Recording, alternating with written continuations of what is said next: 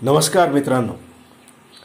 कधी कसा काळ येईल हे सांगता येत नाही, कारण या प्रचंड जगात कुठे काय चालते व त्यापासून आपल्याला काय परिणाम होणार आहे हे आपल्याला तातडीने कळत नाही. कोणी जर आपल्याला 2 महिन्यापूर्वी 3 महिन्यापूर्वी जर सांगितलं असतं की मला घरातच थांबावं लागेल तर आपण हसण्यावर नेलं असतं. परंतु आज सत्य परिस्थिती अशी आहे की आपण लॉकडाऊनमध्ये स्वतःच्या काळजीने स्वतःलाच घरात ठेवून घेतलेलं आहे. तर मित्रांनो, काळाचा महिमा कसा असतो याचं एक उत्कृष्ट उदाहरण म्हणजे आज जर तुम्ही म्हटलं की 10 वर्षानंतर मुलीचं लग्न करायचं आहे तर पोलीस तुम्हाला धरून नेतील मित्रांनो. परंतु असाही काळ होता की 10 वर्षानंतर लग्न करता येत होतं व या बालविवाहाला सर्वांची मान्यता होती. मात्र 10च्या ऐवजी 12 वर्षानंतर लग्न करता येईल असा एक नियम करण्याचा प्रयत्न इंग्रजांनी केला व त्यावेळेस जो गहजब, जो प्रचंड संघर्ष व पूर्ण भारतातून जसा विरोध झाला, त्या विरोधाला पाहताना अक्षरशः आपल्याला भोवळ येईल. तर पुण्यामध्ये या कायदा करताना काय काय विरोध झाला, गोपाळकृष्ण गणेश आगरकर व न्यायमूर्ती रानडे व लोकमान्य टिळक यांची याबद्दलची काय मते होती हे या व्हिडिओत तुम्हाला पाहता येईल. आणि विशेष म्हणजे लोकमान्य टिळकांचं तर स्पष्ट म्हणणं होतं की इंग्रजांना आमच्या सामाजिक विषयात भाग घेण्याचा, हिंदूंच्या वैयक्तिक आयुष्यात भाग घेण्याचं कारणच काय. तर बघूया हा त्यावेळेचा इतिहास आणि समर्पक हेतूने. नमस्कार रानडे साहब. नमस्कार गोखले साहब. नमस्कार जोशी साहब. नमस्कार. आपने शायद मुझे पहचाना होगा, मैं सुबोध पत्रिका का पत्रकार हूँ. हाँ, पहचानता हूँ. एज ऑफ कंसेंट बिल के बारे में आपकी रिपोर्टों को मैं नित्य पढ़ता आ रहा हूँ. धन्यवाद. आपसे मैं एक आध सवाल पूछ सकता हूँ? हाँ कीजिए. एज ऑफ कंसेंट के बिल को लेकर दिन ब दिन विरोध बढ़ता ही जा रहा है और बाल गंगाधर तिलक की धारणा यह है कि ये बिल हमारे शास्त्रों, हमारी परंपराओं को नुकसान पहुंचाएगा. क्या आप फिर भी इस बिल का समर्थन करते रहेंगे? मेरे ख्याल में बिल को एक सही नजरिए से देखना चाहिए. जी. बिल में विवाह की उम्र बढ़ाने का इंतजाम है.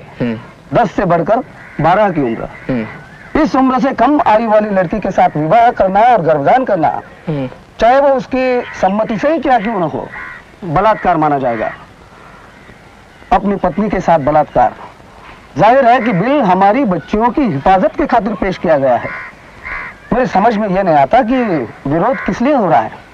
सवाल यह है रानडे साहब कि सरकार को एक ऐसे मामले में जो पूरी तरह से सामाजिक समस्या है, दस्तंदाजी करने का क्या हक पहुंचता है? वागले, जब लोग किसी दोष की गिरफ्त में हो और खुद अपनी राहत पाने का रास्ता न ढूंढ पाते हो तो सरकार को दस्तंदाजी करने का, दोष को हटाने का कदम उठाना ही पड़ता है. जी, पर कट्टरपंथी विरोधकों का कहना यह है कि आप सुधारवादी लोग इस मामले को नाहक तूल दे रहे हैं क्योंकि महिलाएं भी इस बिल के खिलाफ हैं.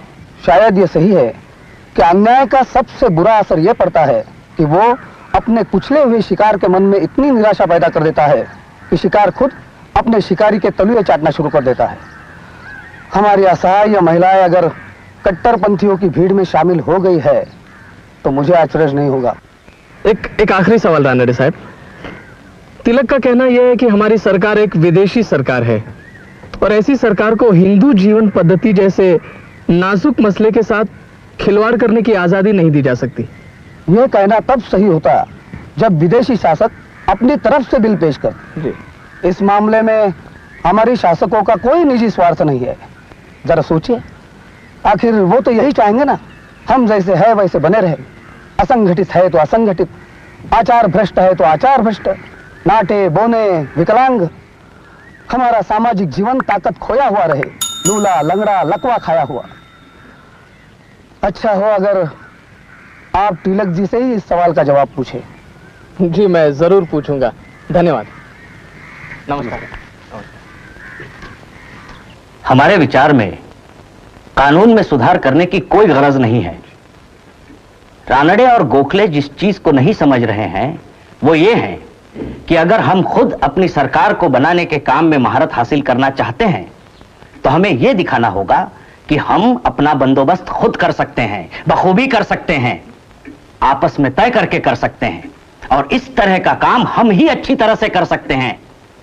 कानून और प्रस्तावों से कुछ नहीं होने वाला.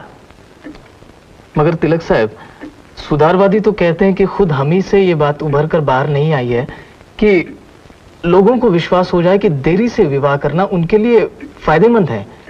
वागले, ये जो लोग अपने आप को सुधारवादी कहलाते हैं, इनकी संख्या है कितनी? कोई भी तो इन्हें अपने नेता के रूप में पहचानता नहीं है। सरकार को उनकी राय पर विचार ही नहीं करना चाहिए, और इसीलिए विधानसभा में हमें ऐसा कोई कदम नहीं उठाना चाहिए जो लोगों की धार्मिक और सामाजिक रीति रिवाजों को बदलता हो।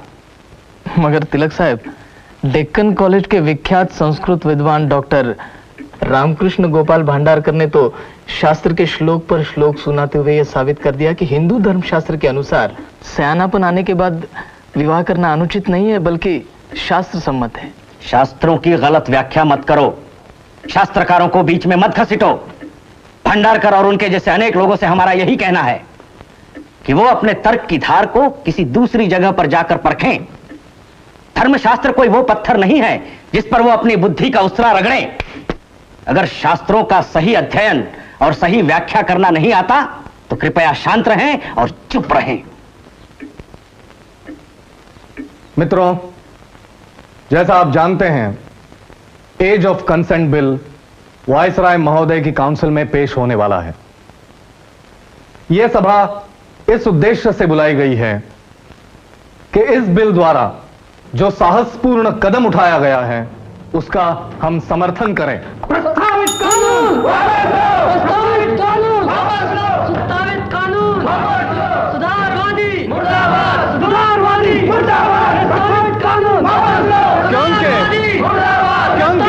इस बिल द्वारा उस अनिष्ट का निवारण होगा जो हमारी कम उम्र वाली कन्याओं का जीवन बर्बाद कर रहा है। राव साहब, पुणे के तथाकथित प्रमुख महानुभावों का बर्ताव देखकर मुझे बहुत दुख हुआ। यह तो गुंडागर्दी हुई। मैं तो ऐसे लोगों से संबंध ही नहीं रखना चाहता हूं। दरअसल मैं उस दिन की राह देख रहा हूं कि मुझे उनसे सीधे बातचीत करने का मौका ही न मिले। ऐसा मत सोचिए गोपाल राव, उस तमाम आंदोलन को हमारी विजय मानिए। बिल तो पास हो ही चुका है ना? बस हमारा लक्ष्य तो पूरा हो गया। ये मत भूलिए गोपाल राव कि जब तक हम सुधारवादी है तब तक अल्पसंख्यक ही बने रहेंगे। बहुसंख्यक तो कट्टरपंथियों के साथ रहते ही आए हैं। उससे लिए आप अपना दिल छोटा मत कीजिए, छोड़ दीजिए, ताकत बटोरिए। अभी बहुत सा बड़ा काम बाकी है।